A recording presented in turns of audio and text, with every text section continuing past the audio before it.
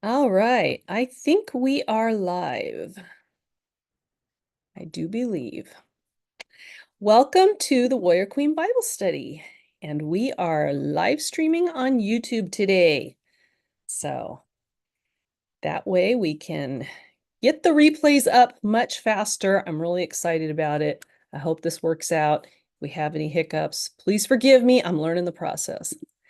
So tonight we are going to wrap up our study way we can of Easter is up much faster. I'm really excited about it. I hope this works out. If we have any hiccups, please forgive me. I'm learning the process. So tonight we are going to wrap up. There we go. Sorry, I had to mute myself because there was an echo. Okay, we are going to wrap up our study of Esther. And let's do a recap of where we are so far in the story of Esther.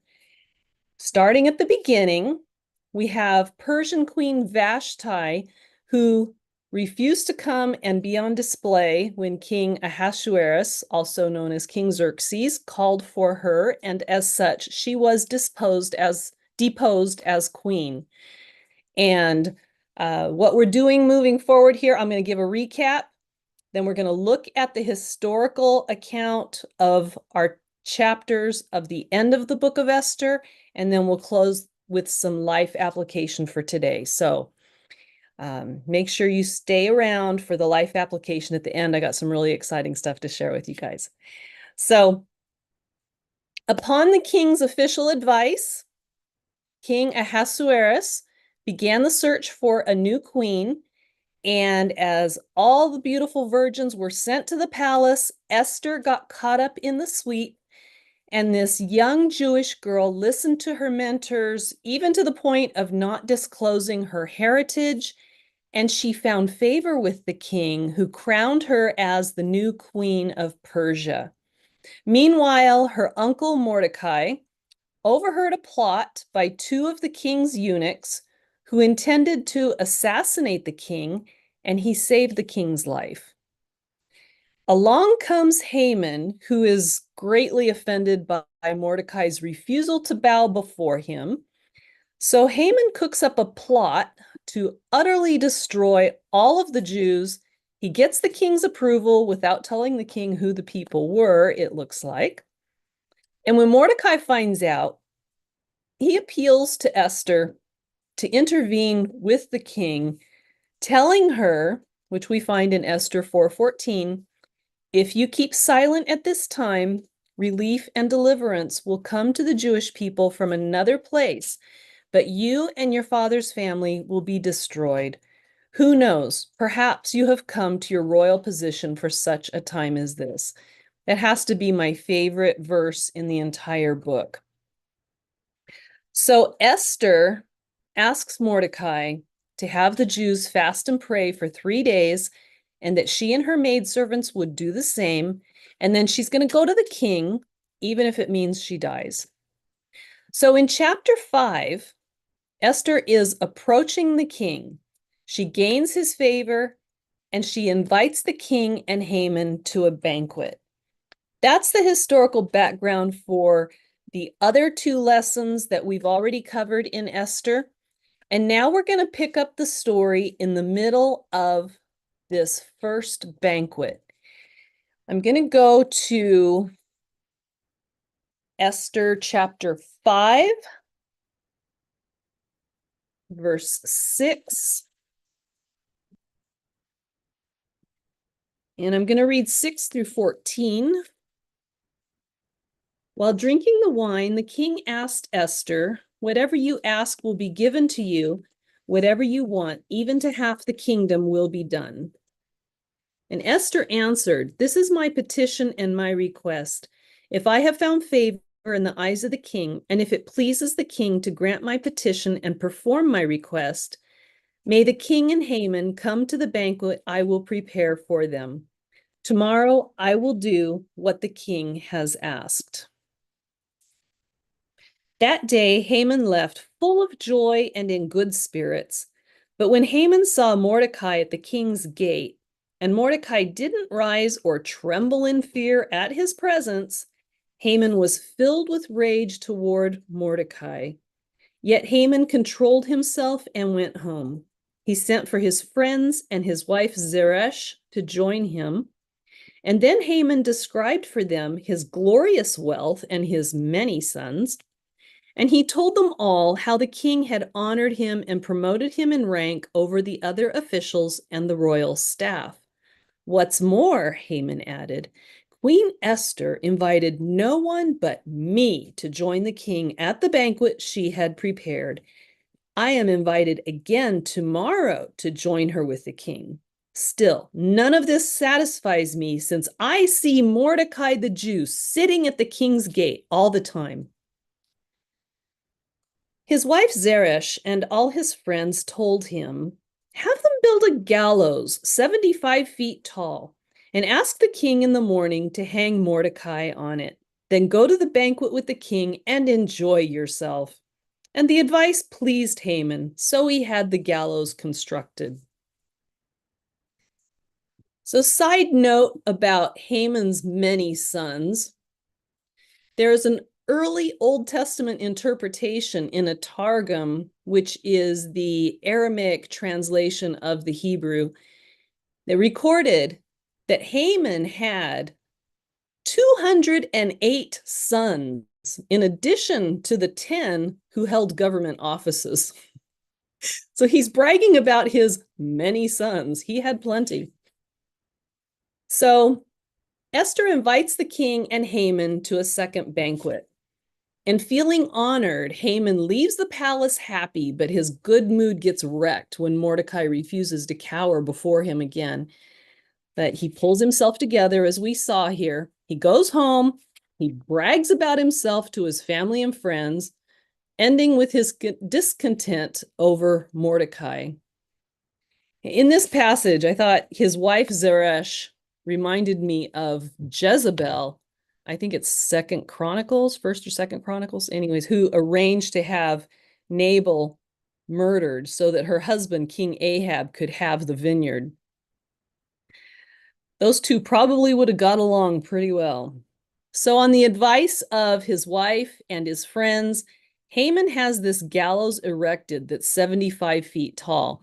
Now remember, a Persian gallows is basically a big spike. Haman was pleased by the thought that his enemy, a descendant of King Saul, would be impaled on a spike 75 feet tall for the whole world to see, a banner to never mess with the powerful Haman. And he believed that the following day would be a highlight in his life and a moment of great triumph. God had other plans. So Haman has this gallows built, confident that the king's going to approve his request to execute Mordecai. The height of the gallows seems pretty exorbitant at 75 feet, but it is consistent with what we know of Haman's vanity and his obsessive desire for revenge against Mordecai. So now we go into the 6th chapter, where we find Mordecai being honored by the king. And this chapter has one of the greatest ironies in all of history. And it shows us how the tables got turned on Haman in one way with Mordecai the first time. So we find, I'm not going to read the whole thing. I'll read parts of it, but I'll tell you what's going on here. So we find that the king can't sleep. And we're not told the reason for the king's insomnia, but think about this for a minute, because sometimes what we think might be just a bit of last night's undigested dinner keeping us awake might actually be part of God's plan. God has been known to awake men and women in the middle of the night because he knows that's a good time to reach into our subconscious and communicate with us. And that's a good thing that I try to keep in mind when I can't sleep, to ponder what might pop into my mind and see if the Lord's trying to talk to me. I mean, our culture has done everything that it can to stop us from thinking And sometimes we need to stop and be silent and just let our thoughts process. But in this case, I think that God's hand was at work with King Ahasuerus. In the Septuagint, the Greek translation of the Hebrew Old Testament, it emphasizes this thought by saying the Lord withdrew sleep from the king. That's the way they translated this. And it seems that the king thought that the tedious reading of the royal journal of daily events might lull him back to sleep. He calls for that to be read to him, but instead it exposed this glaring oversight, as mention was made of Mordecai and how he had reported these eunuchs who had planned to assassinate the king and had never been rewarded for it. So the king was so upset over this oversight that he decided to address this royal error immediately, and he asks who might be standing out in the court. Guess who's there? It's Haman. And it might seem odd that Haman would be there in the middle of the night, or maybe it was the very early morning at this point. He'd been reading, having the journal read to him for a while. We do know that Haman definitely wanted to get his revenge on Mordecai, that their feud had consumed him, and he was going to be there first thing in the morning to talk to the king about having Mordecai hanged. And we see in chapter 6, verses 4 through 6, the implication that God is behind the chance that Haman was the one who happened to be out in the court. So the king asks who's in the court, and it's Haman. And the king's attendants told him, Haman's there. Have him enter, the king ordered. And the king asks him, what should I do for the man the king wants to honor? And Haman's thinking to himself, who would the king want to honor but me? And the great irony is, I'll bet that this honor would have stroked Haman's pride much more than it would have Mordecai's. Haman already had money and power, and his desires in life at this point were centered on getting more glory and splendor or royalty for himself, including wearing royal robes and being the honorary in a royal parade. So he tells the king in verse 7, for the man the king wants to honor, have them bring a royal garment that the king himself has worn, and a horse the king himself has ridden, which has a royal crown on its head. Put the garment and the horse under the charge of one of the king's most noble officials. Have them clothe the man the king wants to honor, parade him on the horse through the city square, and proclaim before him, this is what is done for the man the king wants to honor. I love verse 10. The king told Haman, hurry, do as you proposed. Take a garment and a horse for Mordecai the Jew, who is sitting at the king's gate. Do not leave out anything you have suggested. And this is where things start to spin out of control for Haman.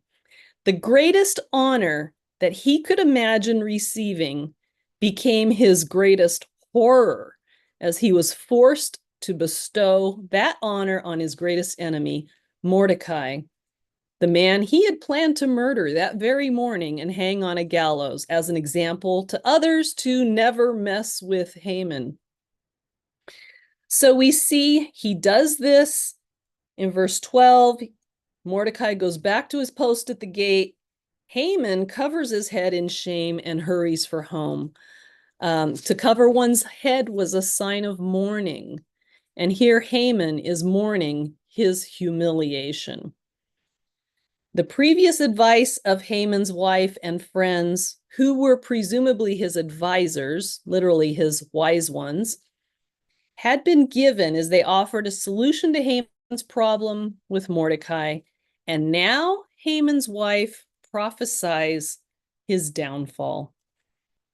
Their counsel is ominous this time. They told Haman, once a person stumbles before a Jew, there is no hope. The text doesn't say why they believe this to be the case, but some suggest that maybe Haman's advisors were aware of previous King Cyrus's decree that allowed the exiles to return home and reestablish themselves in Jerusalem.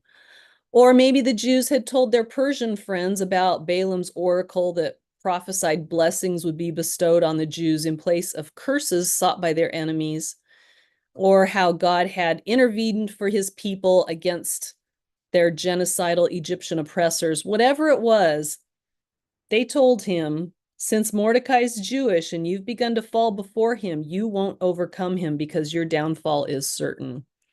And he doesn't have a chance to react to this because immediately the king's eunuchs came to escort him, to rush him to Esther's banquet. So previously we had seen Haman self-assured and in charge, and at this point, the events have stopped him, and the events are starting to carry him instead of him carrying the events. In Esther 7, chapter 7, we find Haman and the king at Esther's second banquet, and there she drops her bombshell. Let's read the first few verses. The king and Haman came to feast with Esther the queen. Once again, on the second day, while drinking wine, the king asked Esther, Queen Esther, whatever you ask will be given to you, whatever you seek, even to half the kingdom will be done. Queen Esther answered, If I have found favor in your eyes, your majesty, and if the king is pleased, spare my life, this is my request, and spare my people, this is my desire. For my people and I have been sold to destruction, death, and extermination. If we had merely been sold as male and female slaves, I would have kept silent. Indeed, the trouble wouldn't be worth burdening the king. King Ahasuerus spoke up and asked Queen Esther, Who is this, and where is the one who would devise such a scheme? Esther answered, The adversary and enemy is this evil Haman. Haman stood terrified before the king and queen. The king rose in anger and went from where they were drinking wine to the palace garden. Haman remained to beg Queen Esther for his life because he realized the king was planning something terrible for him. So Esther's request here is direct and to the point, to have the king spare her life and to spare her people. And here we see Esther being very strategic as she carefully chooses her next words. She says, For my people and I have been sold. She could hardly charge her husband with, Hey, you sold me out. So she softens her delivery with an indefinite passive voice. We have been sold out. She had not told the king of her Jewish heritage, and she did not identify who her people were. But as she continued her plea, the king was given a clue. They had been sold out to destruction, death, and extermination, which is a direct quote from the edict that was crafted by Haman and authorized by her husband, the king. I can barely imagine the horror that must have begun to arise in Haman's mind at this point. And we see in verse 5 and 6 that the king's reaction was immediate and wrathful, and he demanded to know who had dared to do such a thing. I mean, he could have felt that the plot to kill the Jews, which also encompassed his wife, was just a personal affront and just another intrigue of the Persian court. So many things happened in that court. But in carefully looking at the wording of the account in chapter 3, we see that Haman didn't mention the Jews by name. So perhaps the king was unaware of the full contents of the decree that he had signed. That's our best guess. Both Ahasuerus' questions and Esther's reply reflect the intensity of their emotions. And verse 6 says that Haman stood terrified before the king and queen. Interestingly, this term, this Hebrew word used for terrified, is the same word that is used to describe King David's terror when he was confronted by the angel of the Lord with a sword in his hand at Araunah's threshing floor. That's in 1 Chronicles 21:30. And it's also the same word that's used to portray Daniel's intense fear when the angel Gabriel approached him. So at this point, Haman must have known that his fate had already been sealed by Esther's words. And in verse 7, the king is forced with a crucial decision he has to make without his counselors. He has to choose between his wife, the queen, and his prime minister. I'm sure he'd be thinking that if he deposed Haman for threatening his wife and her people, that Haman could counter that by revealing that the king himself had approved the plan. While the king struggles with his decision in the garden, Haman stays behind to beg for his life. And we see in verse 8, just as the king returned from the palace garden to the banquet hall, Haman was falling on the couch where Esther was reclining. And the king exclaimed, "Would he actually violate the queen while I am in the house?" As soon as the statement left the king's mouth, they covered Haman's face. If the king had been still undecided about Haman's fate when he returned from the garden, his decision was made certain when he caught Haman on the queen's couch. Court documents from the Assyrian period state that a man must not come closer than 7 steps to any woman in the palace. And the Jewish Targum of Esther states that Haman was falling on the couch because the angel Gabriel gave him a shove. That amused me. So there's a little mini theme here. The author of the book of Esther very skillfully uses this concept of falling. And Haman was furious at Mordecai because he wouldn't bow down to him. And this resulted in the casting of the pur to set the date for the extermination of the Jews. Then Haman's wife and friends warned him that since Mordecai's Jewish, you've begun to fall before him. You won't overcome him because your downfall is certain. And now, only hours later, Haman is falling on Esther's couch, and with this final fall, his fate was sealed. Interesting little mini theme that they wove into this book in a literary fashion. The English major in me just thinks that's so much fun. Anyways, moving on to verses 9 and 10, one of the king's eunuchs remembers the gallows that Haman had just erected, and he informs the king, there's a gallows 75 feet tall at Haman's house that he made for Mordecai, who gave the report that saved the king, the eunuch says. So if the king had been considering mercy for Haman, this reminder that Haman had knowingly plotted the death of a man who had saved the king's life was sufficient to seal his fate.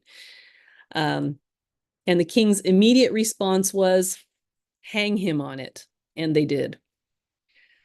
I think it interesting that this story illustrates the truth of Proverbs 26:27, which was written before Esther. And that reads, the one who digs a pit will fall into it, and whoever rolls a stone, it will come back on him. Words to the wise. And then Jesus himself said, which is recorded in Matthew 26:52, put your sword back in its place, because all who take up the sword will perish by the sword. Indeed, words to the wise. So we're going to move on to Esther 8. We're going to finish this tonight. We got just a little bit left to go. We're almost there. And then I got some really great life application stuff that I want to share with you guys. So let's read the first few verses of chapter 8. That same day, King Ahasuerus awarded Queen Esther the estate of Haman, the enemy of the Jews. Mordecai entered the king's presence because Esther had revealed her relationship to Mordecai. The king removed his signet ring he had recovered from Haman and gave it to Mordecai, and Esther put him in charge of Haman's estate. Then Esther addressed the king again. She fell at his feet, wept, and begged him to revoke the evil of Haman the Agagite and his plot he had devised against the Jews. The king extended the golden scepter toward Esther, so she got up and stood before the king. She said, "If it pleases the king, and I have found favor before him, if the matter seems right to the king, and I am pleasing in his eyes, let a royal edict be written. Let it revoke the documents the scheming Haman, son of Hammedatha the Agagite, wrote to destroy the Jews who are in all the king's provinces. For how could I bear to see the disaster that would come on my people? How could I bear to see the destruction of my relatives?" King Ahasuerus said to Esther the queen and to Mordecai the Jew, "Look, I have given Haman's estate to Esther, and he was hanged on the gallows because he attacked the Jews. Write in the king's name whatever pleases you concerning the Jews, and seal it with the royal signet ring. A document written in the king's name and sealed with the royal signet ring cannot be revoked." So all in the same day, Haman was forced to honor Mordecai, went to the second banquet, and was charged with trying to kill the queen and her people, and was hanged. This theme of reversal continues into chapter 8 as Esther, who was once threatened by Haman, was awarded Haman's estate, which then in turn elevated her uncle Mordecai. Persian law gave the state the power to confiscate the property of anyone who had been condemned as criminals. So the queen revealed her relationship to Mordecai, whereupon the king invited him into his presence and gave Mordecai the signet ring, thereby making him prime minister with power to act in the king's name. That's another reversal. So Mordecai became one of the select group of courtiers who had the right of access into the king's presence. And Esther placed her kinsman in charge of Haman's estate. So now Haman's wealth, title, and power belonged to his enemy Mordecai. Such a great irony. In verses 3 and 4, we saw that Esther was certainly pleased with the king's honoring of Mordecai, but the larger issue of the death sentence on her people had not been addressed yet. So rather than being annoyed at Esther's breach of protocol by falling at his feet, the king extended the golden scepter toward Esther, allowing her to state her request and maybe to encourage her to collect herself and rise up before continuing. And in Esther's response, the first two phrases are standard, but she continued in order to make the king's decision seem like a referendum on his love for her. And Esther did not point out the injustice of the decree which the king had approved, but focused on how it would impact her. Again, she's using her strategy. Then in verses 7 and 8, in the Hebrew Bible, the king's response is rather ambiguous. The Septuagint suggests a tone even of exasperation or irritation as the king reminded Esther of everything he had done for her and added, "What do you yet seek?" But nevertheless, the king gave Esther and Mordecai the opportunity to write a new decree that would counter but not rescind his original order. It's interesting to compare his words to Haman in chapter 3, verse 11. He told Haman, "The money and people are given to you to do with as you see fit." And here he tells Mordecai, write in the king's name, whatever pleases you concerning the Jews. So in verse 9, we see that Mordecai dictated the new law to the scribes, which was intended to give the Jews a fighting chance. And he sealed it with the royal signet ring that was once worn by Haman and sent it out into the countryside via the royal couriers. In verse 11, we see the king's edict gave the Jews in each and every city the right to assemble and defend themselves, to destroy, kill, and annihilate every ethnic and provincial army hostile to them, including women and children, and to take their possessions as spoils of war. This would take place on a single day throughout all the provinces of King Ahasuerus on the 13th day of the 12th month, the month Adar. So now the Jews had the legal right to defend themselves on the same day that Haman had decreed for their destruction. I'm going to skip down to verse 15. Mordecai went from the king's presence clothed in royal purple and white, with a great gold crown and a purple robe of fine linen. The city of Susa shouted and rejoiced, and the Jews celebrated with gladness, joy, and honor. In every province and every city, wherever the king's command and his law reached, joy and rejoicing took place among the Jews.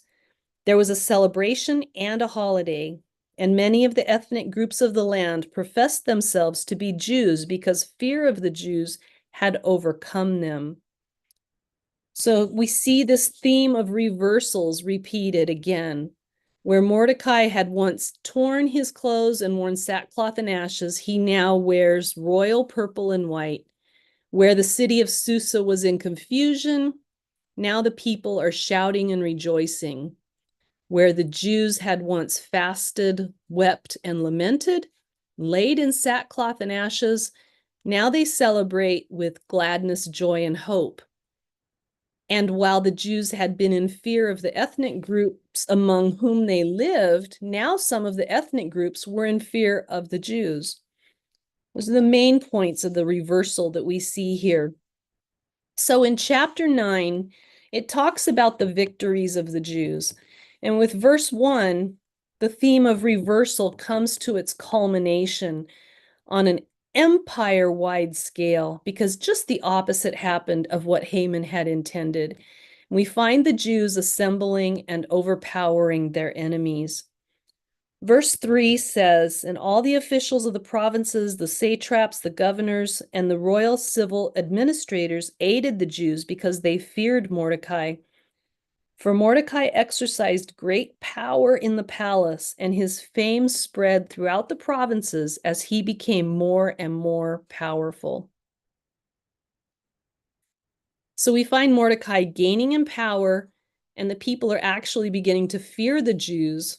At least they didn't want to be on the wrong side of this controversy. But the Jews never claimed the plunder. They just wanted justice and freedom from their enemies. Sounds familiar. Down in verses 11 to 15, the king gets the casualty report of all the enemies that the Jews have killed, and he offered Esther any additional help that she needed. With the intrigues in the Persian court what they were, apparently the struggle within this royal fortress was not finished because Esther requested an additional day for the Jews to battle their enemies. And she requested to hang the bodies of Haman's 10 sons, which might seem vindictive, but this was actually a common practice in the Persian Empire, especially for those who were convicted of insurrection.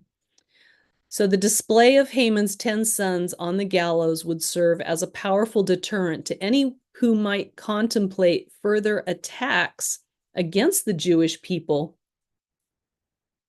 And we see here in verses 10 and 16 that the Jews were not out to pillage and enrich themselves, but just to defend their lives. They still did not take any plunder. So Mordecai recorded all these events and ordered the people to celebrate the 14th and 15th days of Adar every year. And these became the days of Purim, which they still celebrate, with the first day a day of fasting, and the second day a day of feasting and celebrating. It's interesting to note that the book of Esther begins with the Persians celebrating, and it ends with the Jews celebrating. And this theme would have given the post-exilic Jewish community great hope. By the end of chapter 9, we see that Esther's command to observe these days in future years was also written into the record, which meant it became a permanent official requirement for the Jewish people. Chapter 10 is very short. It's only 3 verses. And we find the king has imposed a tax throughout the land, which might seem a little out of place, but it actually is most likely an echo of Joseph in the book of Genesis and his role as second in command in Egypt. Like Joseph before him, Mordecai the Jew is helping a Gentile king bring prosperity to the crown. And it showed the Jewish people that they could have worth even in a foreign land. So the book of Esther ends with this picture of peace and tranquility, with Jewish people living in harmony and mutual goodwill with the Gentile majority under Jewish leaders who are respected and admired by the rulers, yet who are still openly identified with the Jewish community and unashamed to advance its interests and to speak out in its defense. And that would have been very important to the post-exilic community. So now we get to go to the life applications. That is the history. That is the history of the book of Esther. There are 4 things that I want to bring out in summary for all of that what we have gone over. And the first one is something I touched on a couple weeks ago, and that is that God is always working behind the scenes on our behalf. Even though God is not mentioned in the book of Esther by name, we see his hand at work. We see that God disturbed the sleep of the king in chapter 5 so that he could be reminded of how Mordecai had saved his life. How often do things come our way that frustrate us, and we might even see them as a setback? Maybe, just maybe, God is waking us up at night to put a thought in our mind of someone or something to pray for, or maybe he wants to give us direction. Maybe that event that we see as an impediment in our life of a bad night's sleep, maybe that's something that is meant to bring us closer to God and to rely on him. I'm not saying that has to be the case, but it might be. I encourage you to keep your mind open to that. The Lord does put things in our path that will draw us to him. We see Paul wrote in 2 Corinthians, the 12th chapter, about a thorn that God gave him to bring him to his side. 2 Corinthians 12, verses 7 to 10 says, "Therefore, so that I would not exalt myself, a thorn in the flesh was given to me, a messenger of Satan to torment me so that I would not exalt myself. Concerning this, I pleaded with the Lord 3 times that it would leave me. But he said to me, my grace is sufficient for you, for my power is perfected in weakness. Therefore, I will most gladly boast all the more about my weaknesses, so that Christ's power may reside in me. So I take pleasure in weaknesses, insults, hardships, persecutions, and in difficulties for the sake of Christ. For when I am weak, then I am strong." When we are weak, we are open to God for him to fill us with his strength, and then we become strong. That is a spiritual principle that works. And Paul also wrote to the Romans, Romans 8:28, "We know that all things work together for the good of those who love God and who are called according to his purpose, even our thorns." Everything that God allows into our life, he allows for the purpose of bringing us closer to him.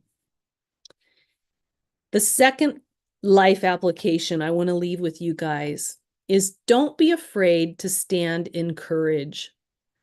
Esther and Mordecai both acted boldly with courage, stepping into a special destiny that God had just for them. Remember Mordecai's words that were inspired by God. It's in the Bible. Esther 4:14, "If you keep silent at this time, relief and deliverance will come to the Jewish people from another place, but you and your father's family will be destroyed. Who knows? Perhaps you have come to your royal position for such a time as this." At this current time in our society, it might seem like everything's falling apart around us, but I would like you to consider this thought. God created you to be alive right now. Not 100 years ago, not 1,000 years ago, not 100 years from now. No, he wanted you to be alive right now. And to me, that says that he believes that you and I have what it takes to get through these days, and not just to get through them in terms of survival, but to thrive and to make a difference in the lives of those around us. And we get to model this life of peace in the midst of chaos. And we get to show others what it looks like to be a follower of Christ. I saw a post on Instagram that reminded me of this. The woman who recorded the video had previously been an atheist who got great joy out of trolling Christians online. That's just where she got her kicks. And she figured at that time that if she could take their peace, well, they must be hypocrites and not living what they were teaching. Because she went on to point out that peace is the one unique gift that Jesus gives us when we turn our lives over to him. It's what makes us different from the world. And that's something that she, as an atheist, never had until she came to Christ. And that leads me to my third takeaway, and that is to operate in peace. We've seen a lot of controversy in our society lately, but in the face of all this controversy, I want to challenge you to model a life of peace and not to get rattled. The enemy's goal is to rattle your cage and steal your peace. That's what the woman was talking about, who loved to go and just rattle Christians' cages and get them all disturbed. But know that our God is more powerful than the enemy. In fact, the weakest Christian is more powerful than Satan. The only way the enemy can steal our peace is if we surrender it to him. So when something comes along that threatens to steal your peace, I encourage you to pause, take a breath, focus your thoughts on God, breathe a prayer, center yourself in that peace of God which surpasses all understanding. Philippians 4, verses 4-7 says, "Rejoice in the Lord always. I will say it again, rejoice. Let your graciousness be known to everyone. The Lord is near. Don't worry about anything, but in everything, through prayer and petition with thanksgiving, present your requests to God. And the peace of God, which surpasses all understanding, will guard your hearts and minds in Christ Jesus." You see, girls, we don't have to figure it out. We don't have to know how it works for it to work.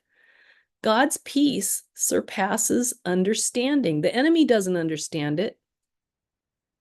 Just know this is a spiritual law that just works the way God designed it to.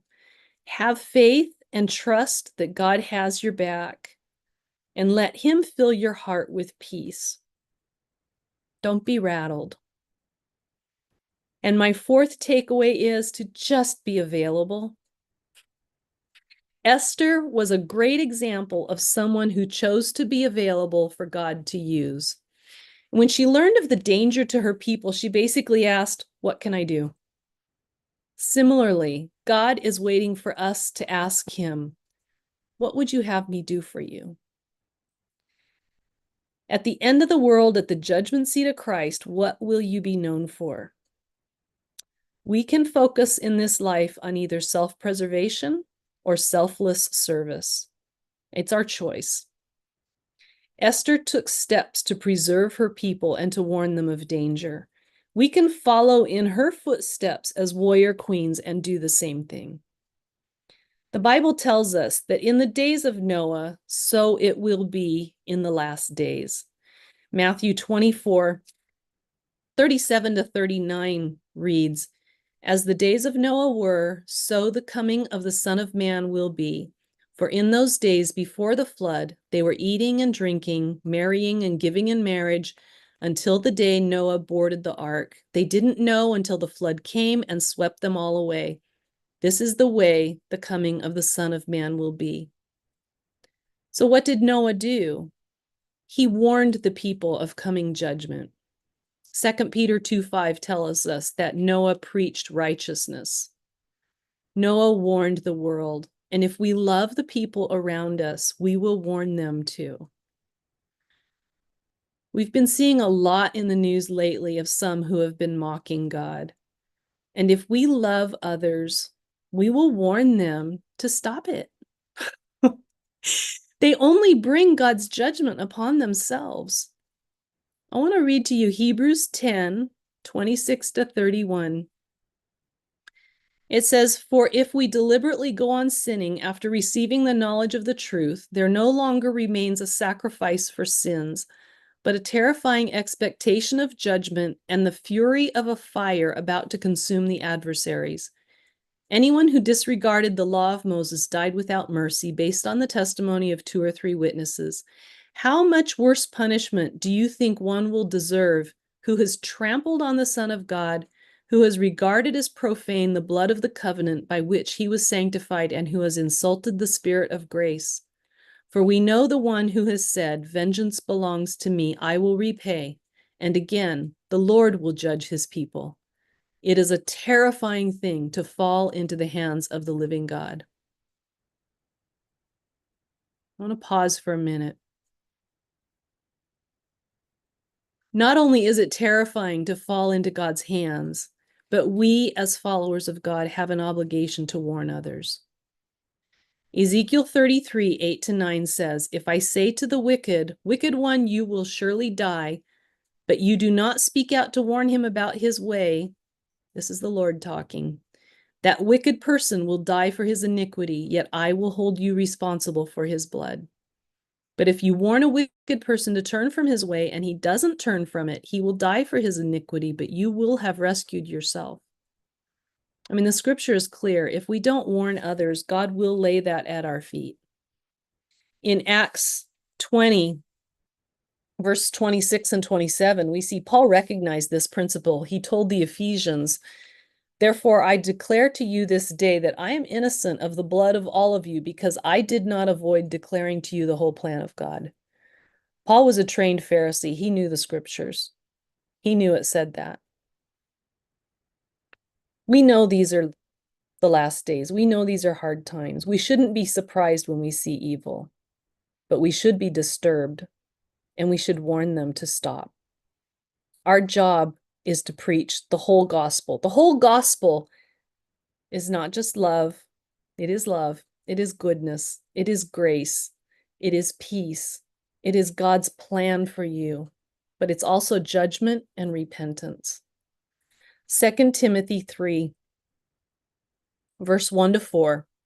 "But know this, hard times will come in the last days, for people will be lovers of self, lovers of money, boastful, proud, demeaning, disobedient to parents, ungrateful, unholy, unloving, irreconcilable, slanderers, without self-control, brutal, without love for what is good, traitors, reckless, conceited, lovers of pleasure rather than lovers of God."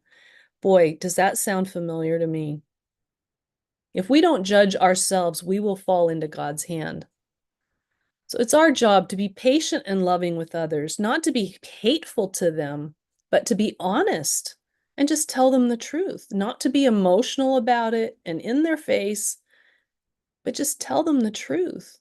That we don't gloss over sin and say that everything's going to work out okay. Jude tells us that people are won over in 2 ways. Some by goodness and grace, while others we can snatch from the fire. I want to encourage you not to be emotionally angry nor be apathetic in your Christianity, to pray for others. Some come to God through love and some come through fear.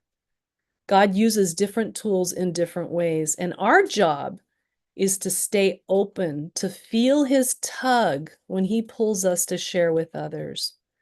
Don't be worried about offending people.